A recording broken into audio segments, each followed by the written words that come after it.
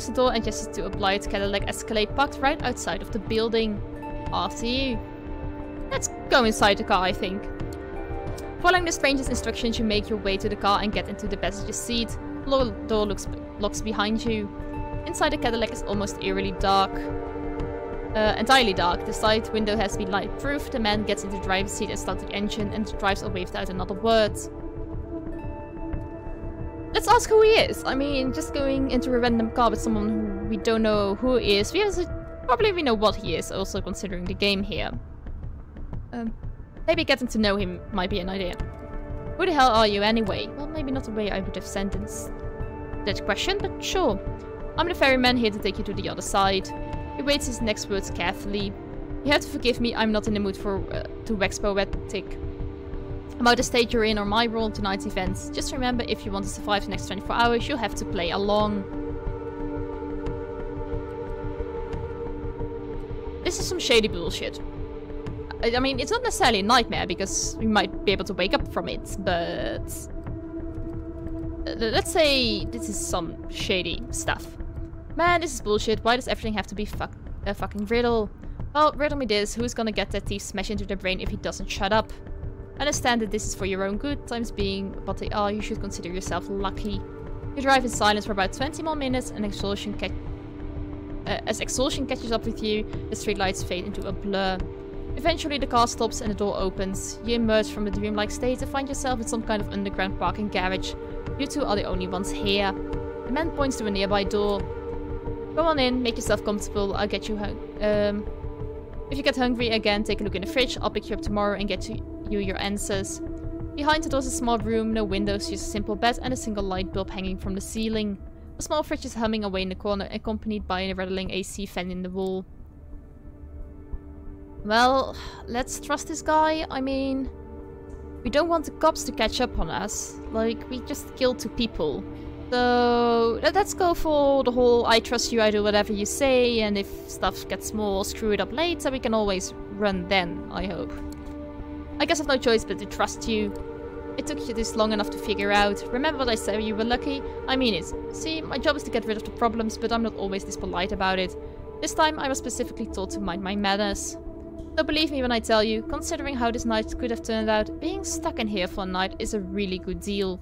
Now get in, or I'll throw you out. Walk inside the room. You step inside and the stranger nods. Good night. He closed the door behind you, it looks sturdy, but as he's looking at you, notice claw marks all over. Look like some previous guests weren't satisfied with their stay. You decide not to dwell on it and check the fridge. There's a single plastic bag filled with red liquid, no label. Tomato soup, you feel sick to the stomach.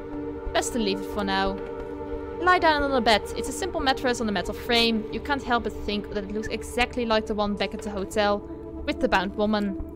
Oh, right, you killed a man tonight. Or did you? Maybe none of this is real. Maybe it's all an elaborate prank. The girl at the club, Jess might have put her up to do it. The tall guy is clearly on it too. Now, he's back with them, and they're all laughing at their asses off. You don't know what to think anymore. Your mind races, but you're too tired to keep it going. Finally, you tense up one last time before drifting away into oblivion. You wake up. That's in itself a surprise. You barely remember when you drifted off. It didn't feel quite like sleep, but more like plummeting into an endless void. You imagine that's how death feels like. Your room is unchanged, the lamp's still on, the AC is still rattling, the refrigerator is still humming. You take a look at your watch. It's almost 9 PM. You slept for 17 hours straight. Maybe you died. Your breath is gone and you feel no thumping in your chest. Does that qualify as death if you're still conscious? You're not sure about that, but you're certainly about one thing. You're hungry.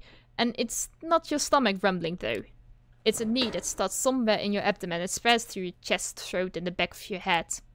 You open the fridge. The bag's still there. You take a closer look of it. If it's soup, then the color and texture are off. You pull the cork out and take a whiff. You recognize the smell immediately. Holy crap. There's no mistaking it. This is bagged blood. The smell's faint, but you remember some situation in the past where you found it nauseating. But now it's almost... no, not almost. It is enticing. Well, drink the blood. Duh. It feels wrong, but right now there's barely anything in your life that doesn't. To hell with it! You pour a little liquid into your mouth. It tastes bland, reminds you of cheap supermarket juice. Just enough flavor to register what it claims to be on the box, but nothing like the real thing. Nothing like what you had in the last time. You swallow it, somehow you don't feel sick. In a weird, messed up way, you can't help but think how it feels nourishing. You taste a few more sips and then just another one. Suck the back a little more. Eventually, you find that you've emptied it entirely. Or, you look at the info pressed into the side of the bag, 450 milliliters of it.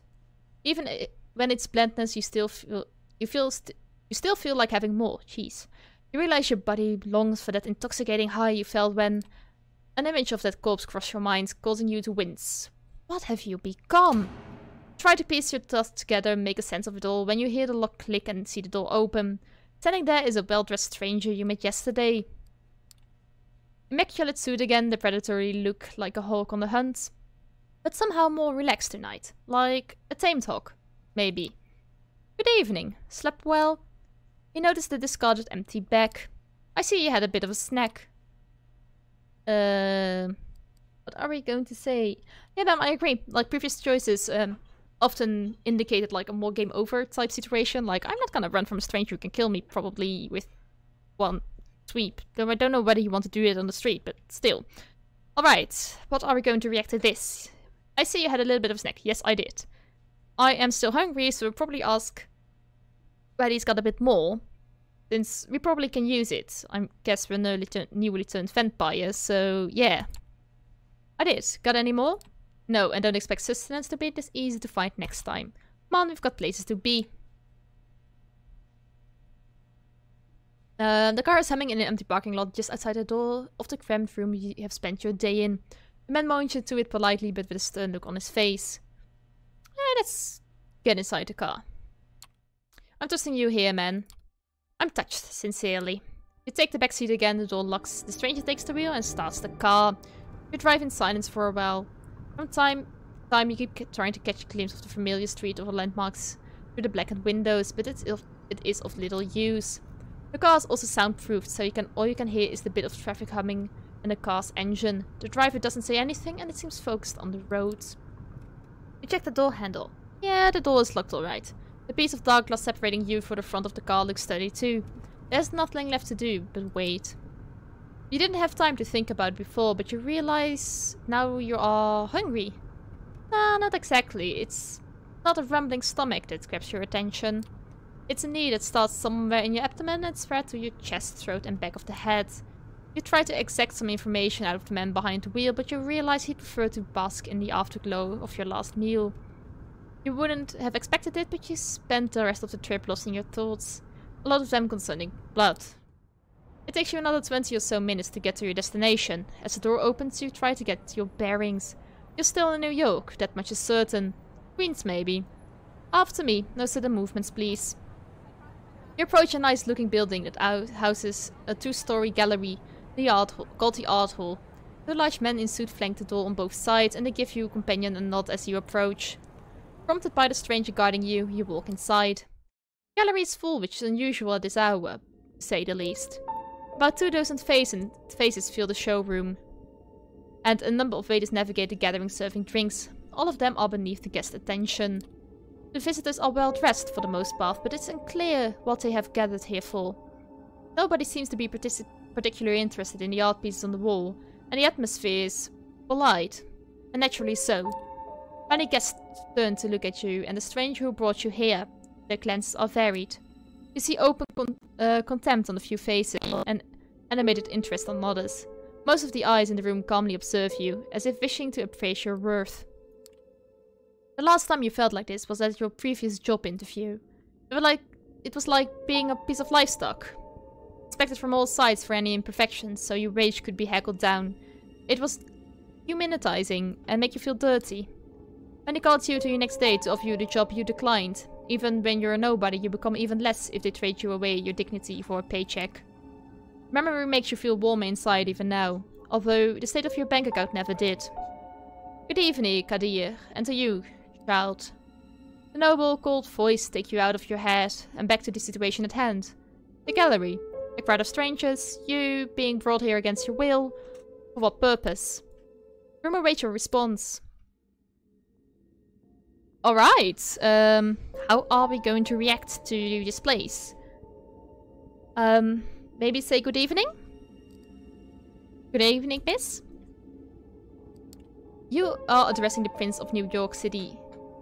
Helene Penhart, child of Michaela. Thank you, my sheriff, but I'm capable of introducing myself. She is somewhat plain-looking and doesn't seem to be possess a great deal of charm, but still the entire room is intensely focused on her voice. She has an influence over these people, that much is clear. And may address me as Prince, child. I realize your introduction into life was abrupt, and I understand Josiah has shortly left after. The rules of our society dictate I punish you both for this transgression. A murmur of agreement, maybe, can be heard from the gathered audience. But I am willing to listen to whatever our lower sheriff has to say about the circumstances of your embrace first. Let's remain silent. I think that's the best option here. You decide it's best to stay silent and listen to the whole situation unfold. It feels like you're out of your depth here. Shall we begin? You are about to be judged by the court of New York. Kadir, please tell me how you found this fledgling and what happened on your way here. Court? Prince, it is some kind of secret society make-believe. A trusted informant who has chosen to remain anonymous at this time tipped me off about a suspicious kindred appearing in one of our domains. Upon investigation, I found them gone, but this fledgling remained in their place. The hunger made him savage a prostitute and his client in the Bronx brothel belonging to one of the ministry. I've already spoken to Dansarik about this and made sure it would blow over. Regarding the fledgling himself, surprisingly enough, he offered little resistance last night and cooperated on our way to the safe house. I was pleased not to have to force his compliance. We had a quick chat, but wishing to appear here post-haste, I urged him to join me, which he did without struggle. Again, a pleasant departure from my usual routine. His thirst particularly plagued with the back blood. We kept in the safe house. We had a pleasant enough drive here. The story ends with us arriving at Elysium tonight. All eyes are on you again. You take a special interest from one of the faces. It's a beautiful woman with curly, almost blood-red hair and dreads to match. You see her whispering to some bespectaculated man with an absent-minded look on his face. Who is she, you wondered? Thank you, Kadir. I take note of this fledgling's behavior and I'll take into consideration later. She turns her attention to you. First, there's the matter of Josiah, the person who brought you here, where Kadir picked you up last night. Or were they? I wouldn't necessarily say I would give either of these answers, but let's play dumb and ask what a sire is, because since we're new to the vampire world, they probably don't know that we're a vampire. We probably should ask whatever sire is before, we give a proper answer. Let me ask you first, why do you keep using the word sire? What does it mean? Under regular circumstances, they would be your patron and the one responsible for your introduction to our society. Things being what they are, however, I would very much like to know who they are. Indulge me. You find it impossible to decline her final request. Something in her voice makes you want to please her, and you hear yourself speak. A Latina woman, very radical, unless she's convincingly lied to me. She was special, extraordinary. She had a fire, conviction, temper. She seduced me. Easily, in fact. Made me think she wanted me. I fell for it and now I'm here. You stopped yourself from saying more, then realized there's really not much more to talk about. A nagging thought enters your mind. How did this prince persuade you with such ease? Well, Kadir, does it sound familiar? No, not at all. At least not familiar enough. I will continue the search after we're done here. Yeah, let's let them know this. Like, as long as we're compliant, they might not kill us. Yet. The chick, she rented our room at the motel, talked to the receptionist. He might know something about her. Unlikely, but regardless, thank you for that observation. I'll investigate this later. What shall I do with the fledgling, my prince? What is your recommendation, my sheriff? Provisions are clear. Thou shall only sign another with the permission of thine elder, if thou create another without thine elder's leave. Both thou and thy prodigy shall be slain. I'm really ready to fulfill my duty. Stay your hand for just a moment longer, Kadir. I wish to consult my counsel on this. Make sure everyone is in agreement. Of course. She seems strangely relieved. The prince leaves the main showroom and a handful of people follow her out. You're about to ask this Kadir what all the talk of traditions and councils was when the red-haired woman approaches the two of you. Sophie. Sheriff, I was wondering if I could have a word with the fledgling. What for? She lowers her voice in response. Come on, Kadir, all we know the verdict is going to be. Let me speak to them. You might not have the stain on your hands tonight after all. The words grab his attention. His face is hard to read. It's like several emotions are struggling for domination. Anger, sadness, hope, gratitude, resolve. I'll go get my sword.